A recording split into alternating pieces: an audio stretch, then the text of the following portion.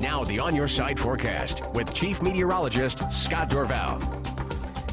Well, before we get back to our very pleasant weather across the Northwest, I want to talk about what's happening back east. In the center part of the nation, a big pool of cool air continues to rotate an upper-level storm system that is barely moving to the east. And unfortunately, that makes the battle zone where that cold front is between the cool and the humid air not really move all that rapidly to the east. That's why we've had redeveloping tornadoes and severe weather. The good news tonight is that the severe weather is not as bad. Still bad in some locations, but here are the reports over the last 12 hours. There were tornado reports in eastern North Carolina, several of them, and a few right along that front that you can't see there a little further to the west. A lot of wind damage reports and some hail. There was unfortunately a fatality down in Florida, which I'll talk about here in a moment. That red box, a tornado watch that has now expired. Those storms are weakening. Good news there. Further to the south, this location, which had been under the gun, it is now, there's one tornado watch still down there. They're getting a lot of flash flooding in Pensacola or western, the Panhandle of Florida, and that is where, unfortunately,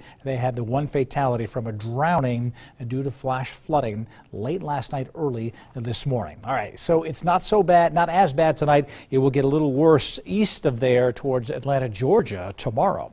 Meantime, we're only talking about a few high thin clouds drifting on through. You'll see a few clouds here. That's about it. Big ridge of high pressure protecting this region, that bubble of warm sinking air drying out everything, and it's acting as a heat pump. Circulation around high pressure is clockwise, and that's bringing the warm weather in from the south, so the entire west is warming up. At the surface, there's a high pressure sending offshore winds, and that pushes the marine layer right to the coast, and it gets warm right to the beaches, and I mean it is warm in some of these locations.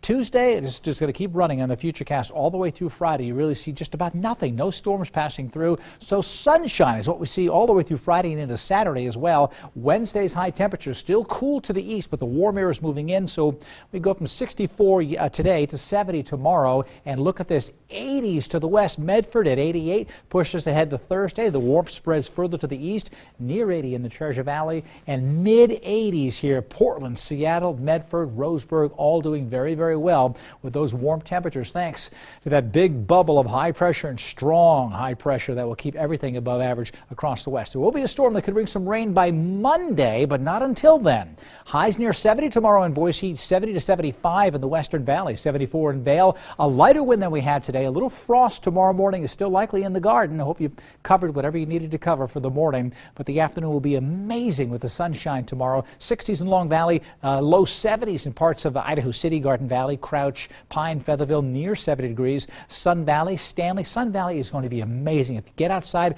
you get a bike ride, maybe a rollerblade down the Greenbelt there. Amazing weather throughout the Central Mountains. That sky will be that deep blue. Little frost in the Magic Valley in the morning, 68 to 67, 65 degrees, depending where you are in the Magic Valley. Light winds for everybody tomorrow. Look at this extended forecast. Even more pleasant if you like the warmer temperatures on Thursday at 78 degrees. That's near 80. That'll be the warmest day of the year thus far until we get to the point on Friday when it's 82. And that will be the warmest day of the year and the first 80-degree day. That's the plan anyway in my extended forecast. Over the weekend, warm air tends to hang on, and so the charts say it would cool off over the weekend. It may not cool off that much in the 70s. Hang on, come back. Zero complaints right now. It's your tea time now. Yes. Coming up, still ahead. Reaction here tonight to the NBA's decision to ban Los Angeles Clippers owner Donald Sterling. I'm Mary Bruce with that story coming up.